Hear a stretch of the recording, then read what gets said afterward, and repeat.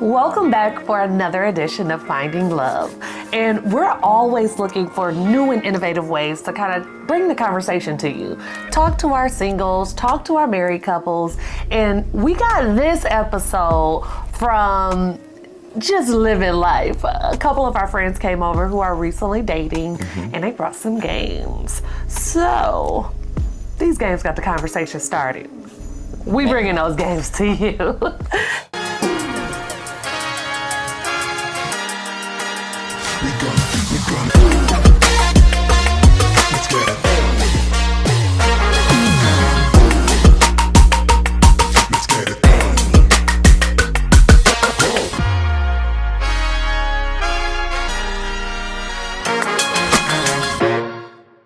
All right, so they brought over all of these games.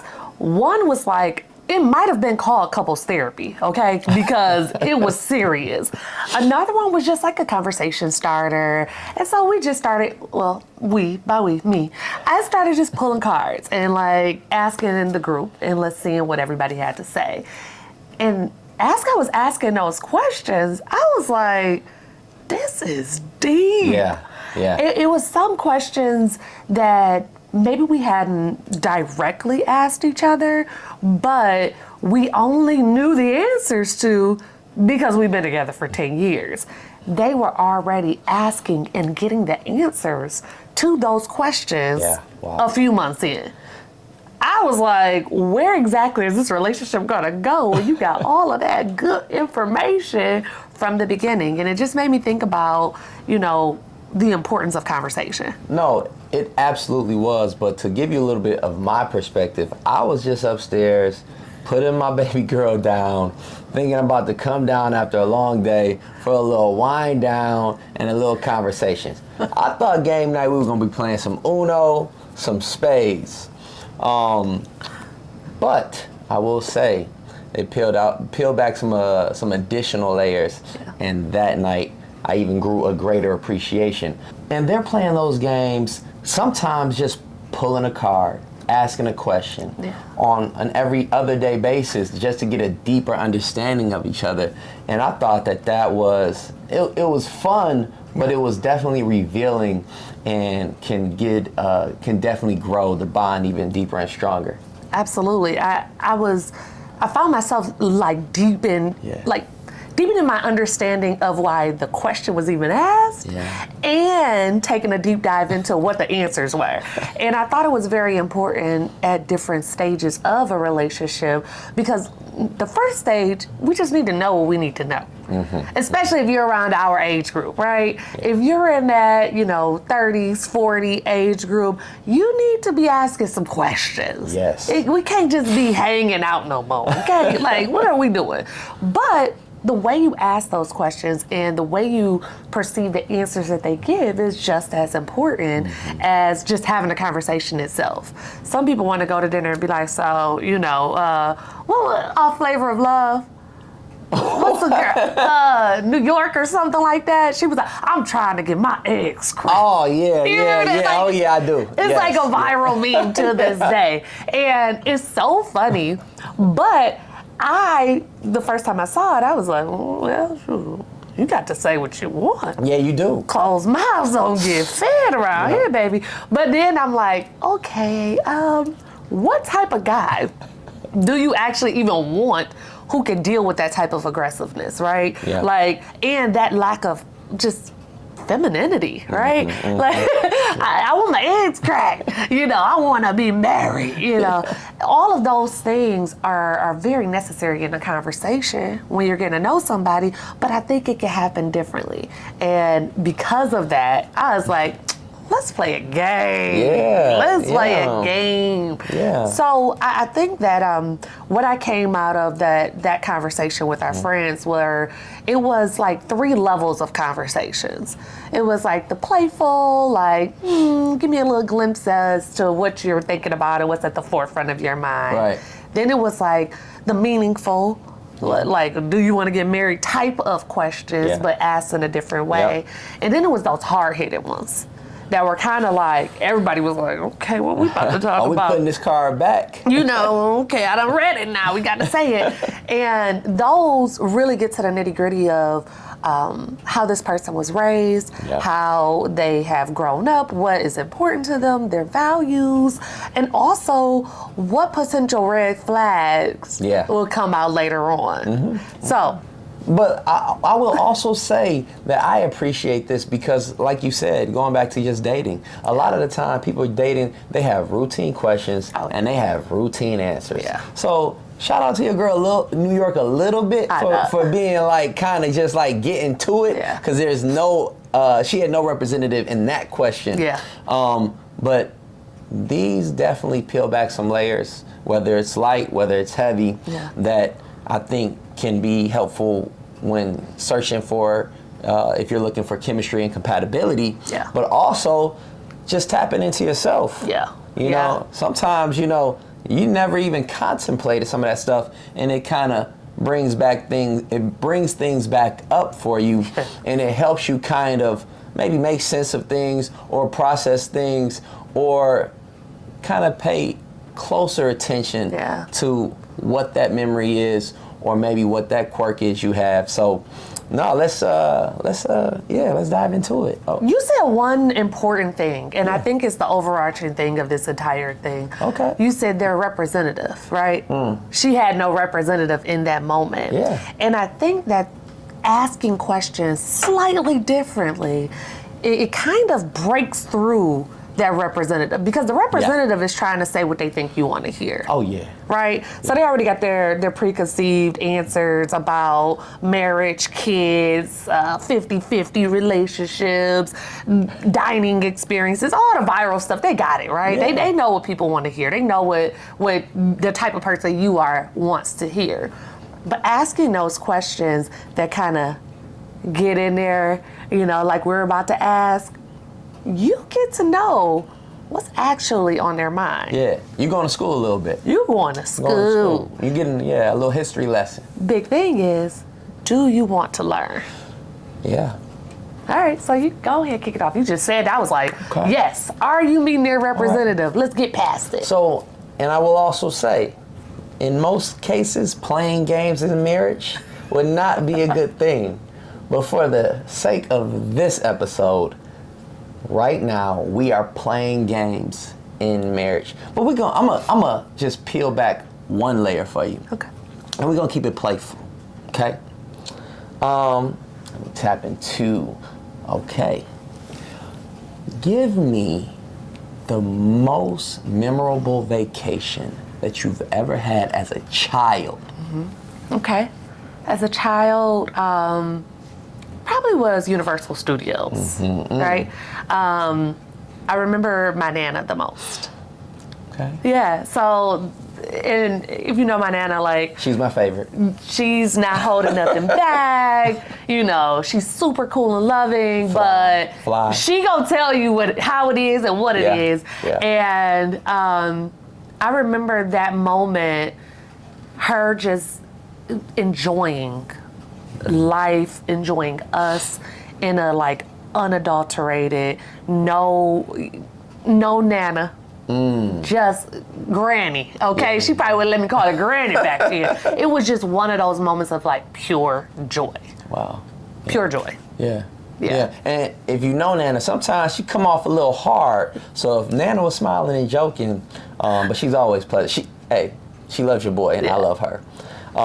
So that's and she's softening it up over the years. The kids would call her grandma. I'm like, hold up, you would have got like a whooping. Call her grandma back in the day, but So, so is it my turn, or how do we do? How are we doing this game today? Are you asking your question? Let's do that. Let's do that. You go ask your questions, and I'm gonna ask my questions. Well, then hold on. I got another question then, because I ain't done. Oh, wait, you got. We're gonna put it together. And now, in present day, as an adult, what is your favorite vacation now? Got the Universal Studios. Check that. I did not know that. Favorite vacation to date now would probably be Whew, we've had so many, but it would probably be Greece. Yeah, that was dope. To wake up with views that look like pictures or postcards was like incredible. Yeah. And we got to hop around, and we saw, Santorini, we saw Mykonos, we saw Athens. All of those places had their own beauty, but very different. And we got to like really explore a different country together with just peace and solitude. Like, we didn't have to have a whole bunch of excursions or do anything in particular except just be with each other and explore a new space. Yeah. And it was an incredible space to explore. So that would have to be my favorite. We right there on that one, because you had Mykonos, you had party. Yeah. Probably too much party for us, but still great experience. Santorini, you had romance, right? Very romantic. Yeah. And then Athens, you got that history, right, of it all. So yeah, that's probably mine too. Yeah. So we got to explore some more countries. Yeah, we together on that one. Greece is dope. We highly recommend. Oh yeah. Yes. Yeah. All right, I got one for you. Okay. Given the choice, anyone in the world, who would you have dinner with? Oh man, you know what? No. So let me say this. My first reaction is like the Obamas, right? Okay, like mine that's is definitely like, Michelle. That's like my first reaction, but it's like, why do I have to choose one? Because it's just so many. Like, I can go an ancestor. I can do so much with that, right? That's actually a very, very layered question. But do y'all see how his mind works? And this is how we can start off. When we were dating, we would just talk for hours and hours and hours, because I would be like, peel it back. Yeah. What ancestor? Oh, I was just all in. Okay, keep going. Okay. Well, we start there, right? Yeah. With just the epitome of the definition of not only excellence, right? Because we are not going to just put it to black excellence, because some people, not us, try to diminish it and categorize it, right? Yeah. Let's just talk about excellence, right? And things that matter to me. And I talk about it all the time. Family, health, wealth, right? Legacy. And their marriage, the way they communicate, the way he presents, the way that he just comes across. I mean, who wouldn't want to just like, I just feel like if I just shook his hand, I get some greatness. Ooh, you know? makes sense. And then, if you look at it, if you want to look at the woman next to the man, some would argue in front of the man, Michelle is out cold. Out cold. You know, so, yeah. I mean, being able to just be able to kick it with them and just watch them. Yeah. You know, I wouldn't mind sitting across the restaurant and having dinner that way. Just, I'm sitting here with you. I'm like, I'm just in the presence. We'd be like, I'm in the presence of greatness. Yes. You know? But that would be, I was thinking about that, I think yesterday or the day before that, like, if we just kind of met them or had just coffee with them. Yeah. I hope I meet like a few people right before them, so I get all my nerves out, so that I can be like. Yeah. I don't know. I can't go straight to Michelle and be like, hi. Oh, wait. Hi, ma'am. Like, yeah, but Michelle. Who are you? They're so. They are cool, but geez. Man, they are so like one of a kind that they would know how to invite you into the conversation and endear and just really make you feel warm and welcome. Yeah. That's how I feel about the Obamas. Yeah. And so I would say that was my first mind. So I'm going to go with my first mind. And And we gon'. That was mine too. Seriously, if that was a question for me, that's what I was thinking. All right, so we kind of 2 for 2. Me and you, Greece and Obamas. Okay, maybe we go to the Obamas with Greece, or to Greece with Obama next time. He's speaking my language. Okay, come on, man. I'm getting nervous about me, and I'm mixing it up. We're gonna go to the Obamas with Greece. We're gonna flip that. All right, what's your next question? All right, are we staying playful, or are we going Let's go to the deeper. next Let's level? go to the next level. Let's go to the next level. Okay, we're gonna go meaningful. Yeah. Okay, we're gonna go right. meaningful. Ooh. All right. Okay. What do you value most in a friend? Okay. But get this. Hold on. Yeah. I'm gonna get you with this one. Okay. Just like I had the first one. I got Here to cheat. he go. I'm cheating. I got a follow up. I got follow up to that one. To the hard questioner. to the meaningful. Yeah. Meaningful. Yeah. What's the follow-up? All right. No, I'm not following up yet. We got to start there. What do you value most in a friend? Okay, I know it says most, Yes. which typically means like one. I'm gonna give my top 3. Okay. Number 1 is loyalty. I believe that your friend should speak your graces in rooms that you are never even been invited to. And if somebody else, nobody should be able to talk junk about you to your friend. Agreed. Because pipe down, my love. No, no, thank you. Yeah. You know, so loyalty is one. The ability to not hold against me or each other any time that has passed. Just being a mother, an entrepreneur, wife, like those titles carry commitments and capacity levels. And sometimes with scheduling and just life, it's hard to have those, you know, weekly check-ins, monthly girls' dates and stuff like that I want to have in my ideal world, right? And some people can't handle that. Like, you make time for what you want to make time for. Yeah. You know, and you couldn't be my friend. Yeah. Because we can go 6 months, a year. Yeah. And when we get back together, I know it's all love if we're truly friends. That's a little lack of understanding, though. Yeah, They're not it even is. trying to, It is, but it also is just, we can't be friends. It don't, the way my schedule work out, The way it you works. can't fit in. And then I truly value checking in. And that's something that's so simple. But I have been known to have the weight of the world on my shoulders and won't say anything, right? I might tell you. Yeah. If I'm telling anybody, I'm telling you. Yeah. But I'm just moving. I just keep going. And in my head, I'm thinking of 50 million solutions to 100 million problems, right?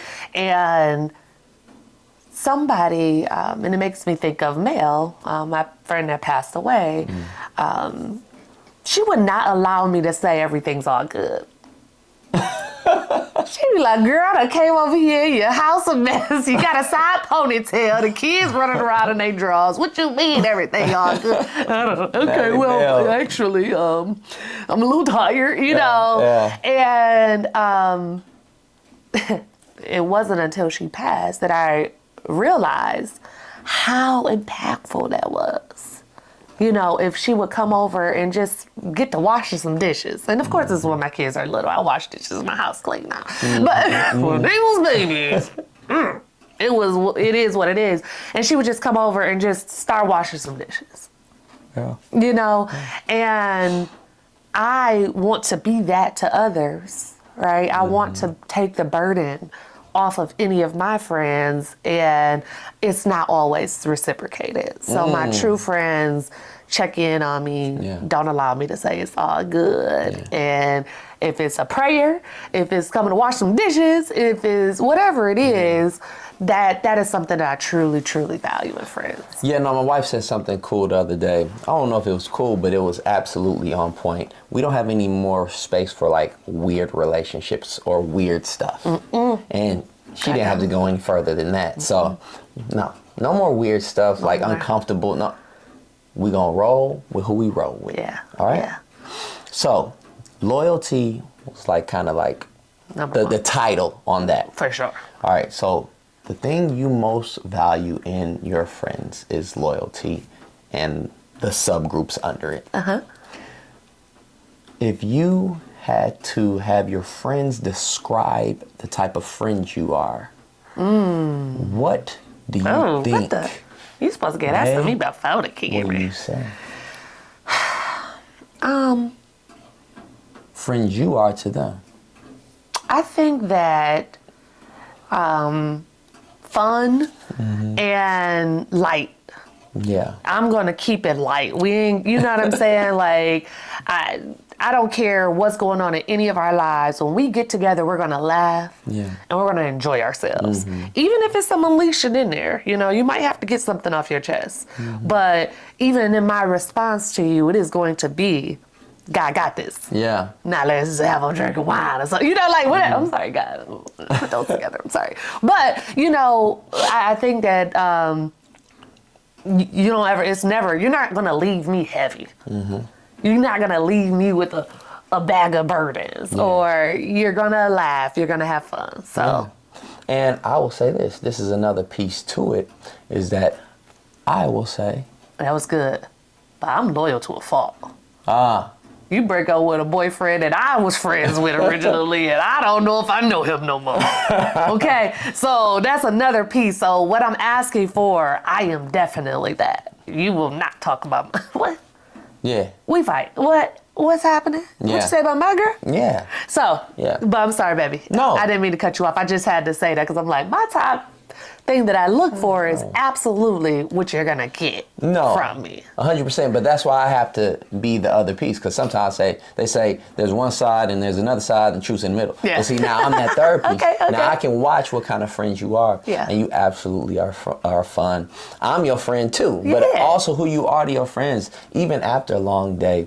Right now, you hop on the phone and let them decompress. And you know, if it's heavy for them, it's heavy for you, but you will try to leave it lighter. So no, you are absolutely the best type of friend to have, because you understand the true importance of it, right? Yeah. Because it is give and take. A lot of people just don't understand that, you know, friendship is also work, right? Because you have to be there for them, and you are so there for your friends, and you will never let somebody say a word that is other than greatness about your friends. I've seen it. All right. And so I'm on the right team. So all right, I got you. I believe in soul ties, and I believe in the importance of every relationship. And your friendships are just as, you know, important of a relationship as any other. So I'm with you on that, baby. Okay. All right, cool. Okay, meaningful. So I took up a lot of time there. I know. What you doing? I'm trying to keep you from asking me the question. Let me see what follow-up question I can have to this next one. Okay. Okay. This one is like, it could come off as playful, but baby, how you answer this question? Oh boy. Is gonna tell me what I need to know, especially if we were just dating, right? Okay. All right. Okay. All right. But what is an ideal Sunday for you? Yeah, what you ask me now? Yeah. Because my ideal Sunday is totally different now. Tell me what you would have told me when we were dating. Oh, now you're trying to have two questions. Oh, yeah, too. I got two questions. See, now she got two. She's trying to be like me. She even trying to sing like me. Okay. What you would have said when we were dating. Okay. And had me looking at all the red flags. Yes. And what you would say now. Ideal Sunday for me would have been waking up, having nothing on my schedule that Sunday. Getting up, going to get a carry out from a nice breakfast spot. Coming back home. eating my breakfast, because at this time, yes, it's breakfast, but football is about to come on, okay? So just don't try to do too much math on what time it is. Because you might find yourself in the afternoon. Right. And then halfway through my breakfast, I chill, I go to sleep, and then I wake up during the football games, and that's my day, because Sunday needed to be a day that just went by so slow, because I did not want to rush into a busy, busy week. So I needed the Sunday to be my slow day. Okay. All right? But of course, you know, sometimes that never happened. We started doing brunch and all this other stuff. But that was what I would say. Ideal, it could have been. Okay. Okay. But honestly now, Okay. I would say that absolutely getting up, going to church, getting a good word from my family, Dr. Cecil or Loretta Forbes, and then picking out a nice little brunch spot to eat with my family. You know, something real good, maybe with a nice little Sauvignon Blanc, right? And then after that, have absolutely nothing to do.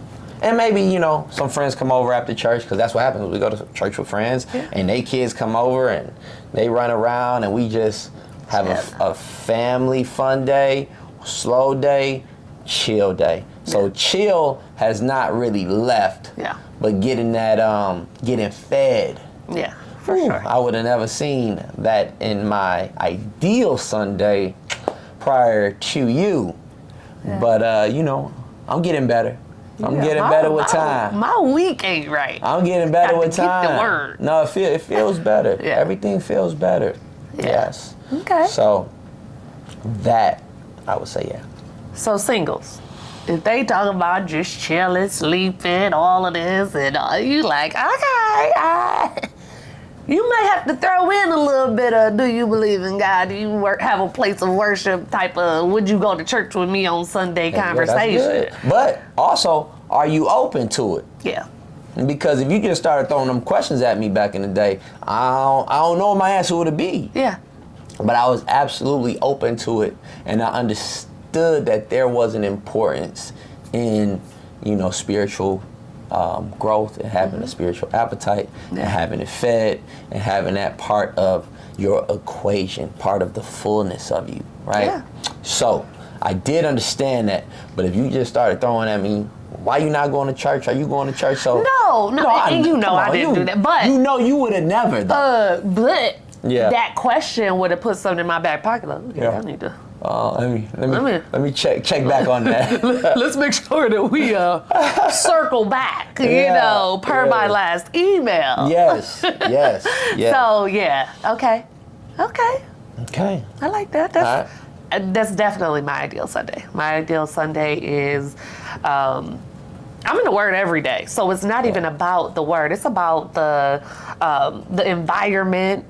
It's about seeing other worshipers be moved. Yeah. It's about every piece of going inside and worshiping inside of the church gives me something that fuels me. Yeah. It fuels me, and definitely gotta go to brunch. I don't know what it is about church. I don't know if we just don't eat enough before we go. We starving. We get fed spiritually, but we still hungry. We starving. We still hungry. Gotta go to brunch, and then it's also the one day out of the week where we get to really spend time with our kids. So we get to hang out with them at brunch. We get to chill at home or go to some activity or something, but it still doesn't take up the majority of the day, right? We go to church at 10 a.m. Yep.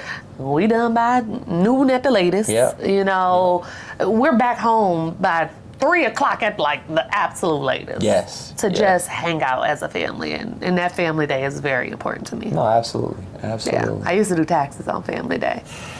And then I'd be mad at everybody who came in there. Give me your stuff.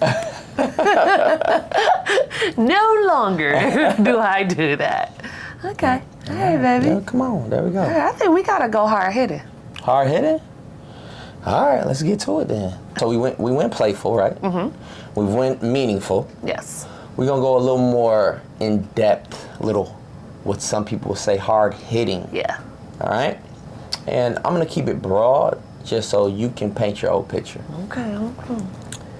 Do you have any childhood trauma?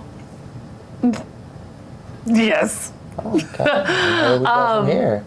I mean, unpacking layers of a childhood trauma, I believe, got me to be the person who I am right now. But immediately, I lost 2 brothers. And people either think that that's the craziest thing in the world that could happen, or they're like, oh, wow, that's, losing somebody. Mm-hmm. No, these people live with me. Like, I see them every day, and now they're not here, and I'm walking past their door, and there's nobody in there. That is trauma, okay? Yeah. My first brother who passed away, Dion, actually was babysitting for Jazz and I, and he had an asthma attack, and I saw everything. To the point that by the time my mom got back and the ambulance got back, we went to our neighbor's house, right? And how old were you? I was 7. Yeah. We went to our neighbor's house, and I just remember she had a crush on my brother, right? And she used to babysit us. And I remember saying to her, he looked dead. Not fully processing what that means, or I don't think I truly understood what I was saying. Right.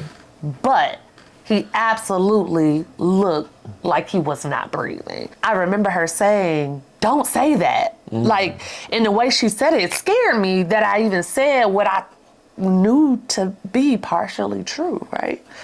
And I don't know if you've ever lost anybody, or seen them prior to dying, but that image, no matter what you do, I try to think of every memory, and we've watched videos and we look at pictures, but that image has been so prevalent, even this many years later. And grief at any age, right?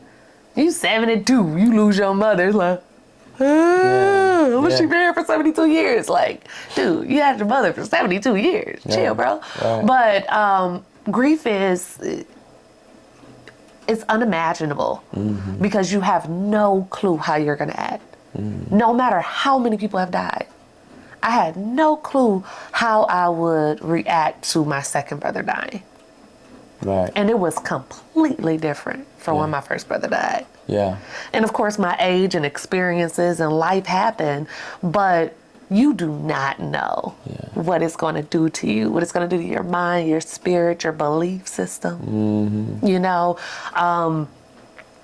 I believe that a lot of why I was so tough was because it was like, what can hurt worse than losing your brother? So what you gonna say to me? Yeah. What you gonna do to me? And it gave me this, like, I don't care attitude. And it wasn't a mask or a front. I was hard. And so that's why when I talk about, like, living my soft life, it really means a lot to me. Yeah. Because I believe that naturally I am feminine. I am nurturing. I am soft. But for so many years, decades, I was childhood trauma. Okay? Yeah. Like, it was like whatever. Yeah. Wow. No, I can see that on you. And I can only imagine, I mean, I had I guess you could call it a luxury, but I didn't lose anybody until my grandfather, and I was like in 7th grade. And even then, like you said, you're getting ready for it. Like he had emphysema. He's at the end. Yeah. But when they told me, then it's like it's shaking. Yeah. And it's like it's crashing down. So to only imagine, somebody it's a child, So yeah. That's that's that, baby. Yeah. So yeah, be hard hitting. Whew.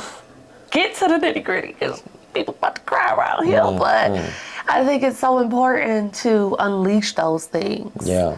And I think that in talking about it, every time I talk about it, I feel a little bit more healing from it.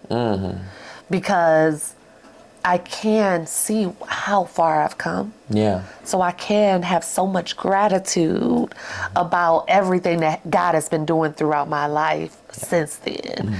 And I also think that just talking about things that are not necessarily at the forefront of conversation, especially when you're dating, gives you a little bit of insight to that person. Oh man, it's so impactful and meaningful because you're getting the history. Because if you can learn, I mean, you do it in school, right? If you can learn the history of that person and what their experiences were, what they hold meaningful, their memories, and you know, even in current conversations, I think you can get a projection, or at least a somewhat of a projection of the potential of that person, right? I think so too. And so peeling back those layers of present day, but also the past, can kind of give us a little foresight into maybe this can be my person, you know? I believe that too. Yeah, for sure. Well, I got one for you.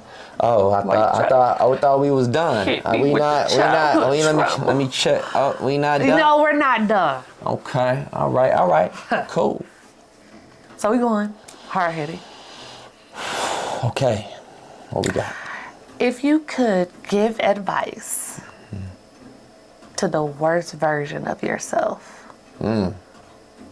what would that advice be? And what time frame are we talking about? Oh man, that is something right there. I instantly go back into my early 20s. That's where I go. I go back into my early 20s. And I think it's also maybe a pivotal point for a lot of people trying to navigate adulthood. Oh, yeah. But you say the worst version of myself, I think I was in, it was a tough scene. It was a tough scene. I was hustling legally, legitimately, but I was also like kind of, you know, doing the nightlife thing, right? And with the nightlife thing, it was a little bit toxic for me, because what I hold meaningful and what I think is meaningful are meaningful relationships, family, and just being like good to people and being respectful. And that right there is a whole lot of mask wearing and representative and a lot of liquor. And, you know, I think looking back on that time, there was a lot of women and a lot of guys around me that were not guys that should have been around me. Right. So when you align yourself with people, then you get commonalities, right? You have to be very careful on who you align with and who is, they are also representatives of you. For sure. So if they see you out or people see you out with them, they say, oh, well, they're the same. Yeah. Or they're very much alike. Or they have the same beliefs, right? They might not say that, but that is the subconscious feeling. Yes. And so the way I used to move was not really holding the highest level of respect for women. Moving with guys that I shouldn't have been moving with. We, you know, and getting a clouded version of what really mattered to me. So I hope all that makes sense. But going back there, it took me a while to navigate and really start leaning back and having an introspective look into myself and saying, that's not it. And he's not for you, and you don't even need to waste your time with her. And so there was some toxic times right then that, you know, you chasing the wrong thing, you following the wrong thing, and you believing in the wrong things. And so I would go back to that guy and just kind of like, hey man, let's peel back the layers on why do you hold value to these things. And I think the young version of me, if I really did have that real conversation, I could find the answers. Yep. Because it was in my heart anyway. Yeah. What I believe right now, it's not like I did not believe it. Right. It was just clouded. Yeah.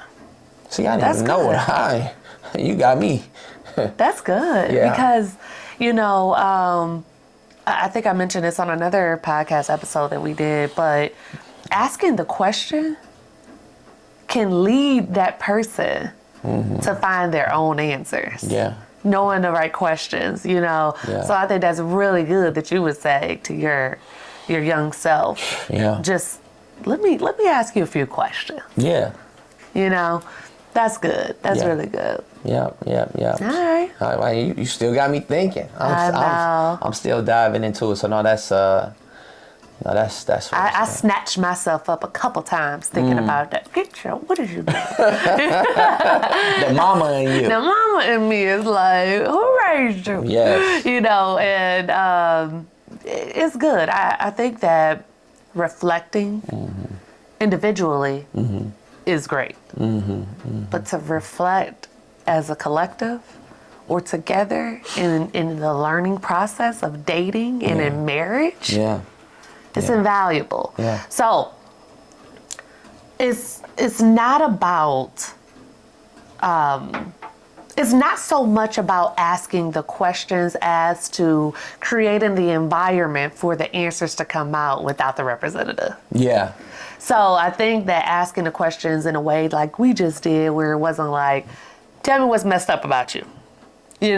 Or do you believe in God? Or what you want? You want kids? Yeah. It's not that. But it's in a way that's playful, that is inviting. Yeah. And it allows for a person to be authentic. Yeah. Yeah, and I think that's really insightful. But another thing that it made me recollect on was when our friends were here. And everybody starts developing a routine. Like you said, they recently moved in together. Yeah. One, somebody's from a whole nother state, somebody's from here, and they're just navigating life, but they're creating their routines. Yeah. And what I thought was so intriguing as I sat across from my wife and we kind of caught eyes on this is that in asking one of the questions of the game that we were playing, my brother said, in their morning routine, they going through their morning routines, like, no, I actually like when you do this. And she really was taken back. She says, really? You like that? I didn't think you liked that. Yep. Right?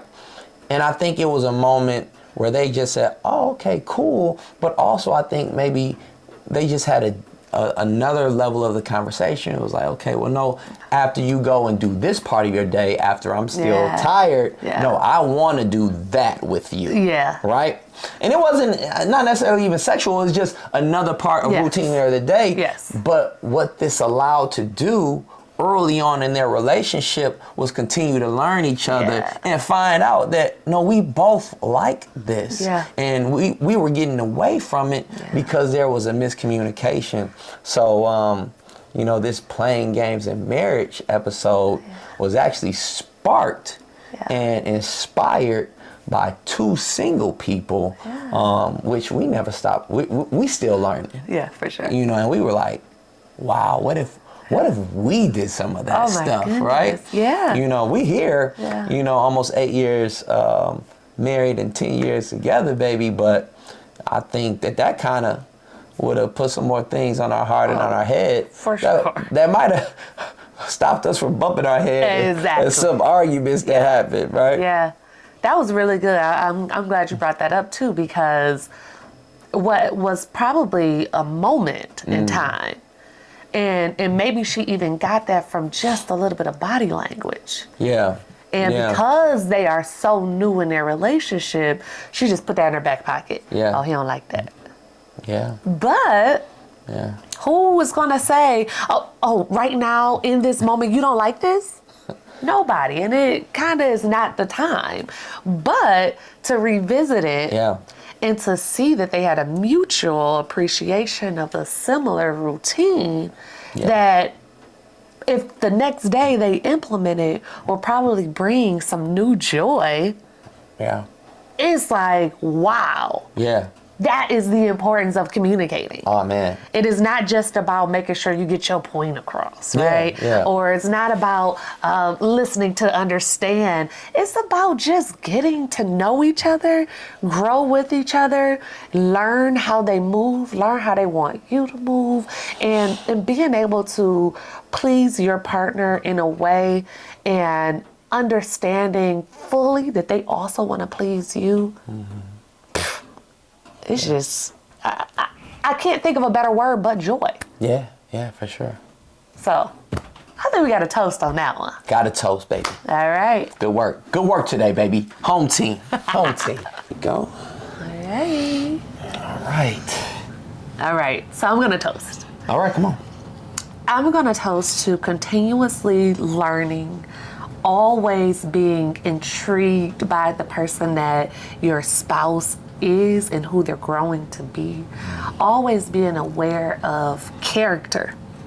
Because in every question, in every conversation, character will beat out looks, it will beat out jobs and finances, it will beat out cooking and cleaning and everything else. You want to make sure that you're communicating, having those conversations, and pointing out where character will lead you guys in your relationship. So that's good. what I'm toasted to, boo. And I'll say one thing. Yeah. I'm going to toast to that, and we're going to hit it back one more time. Ooh. Character will also, strong character in your relationship, in your spouse, will push you or pull you through. Ooh. You better come with a word. Thank you so much for tuning in. It has been a journey of love, of understanding, of vulnerability, and we are just so appreciative that you have joined us for another episode of Finding Love. And we want to invite you into our Finding Love community. And one of the best ways to do that is clicking that subscribe button right down there. If you want to tune in with us more, kick it with us more, learn more about Finding Love, we definitely want you to follow us on all social media at I Am Finding Love. And I am Jenni L. Hendricks on all social media platforms. Jenni with an I, L. Hendricks with an IX. Hey, there you go, baby. And mine is Stephen Hendricks, #1. And also, for anybody's listening to us on one of these amazing podcast platforms, please rate, review, comment. We really appreciate you. We gonna